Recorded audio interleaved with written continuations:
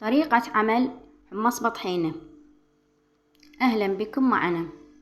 اليوم راح نقدم لكم مقبلات الحمص بطحينة، طبعا بالحمص المجروش.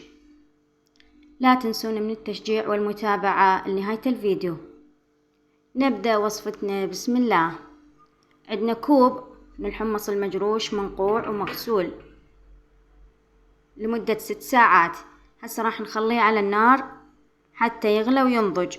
تنضج معانا الحباية بحيث تصير سهلة الهرس. راح نصفي الحمص من المي. طبعا المي ما نتخلص منه، يفيدنا إذا كان القوام ثخين. هسه نخليه بالثلاجة حتى يبرد.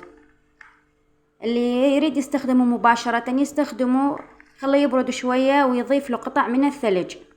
أنا خليه بالثلاجة هسه حتى يبرد، وانتو على راحتكم.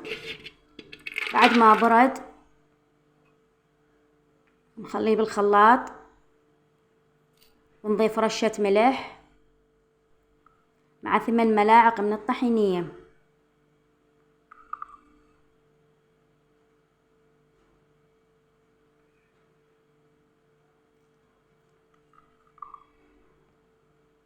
و3 ملاعق زيت. هسه نضيف 3 ملاعق من الزيت.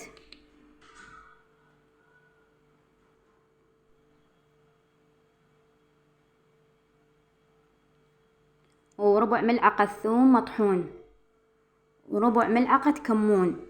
هسه راح نخلطه بالخلاط، نخلطه لمدة 10 دقائق تقريبا حتى تنهرس الحباية.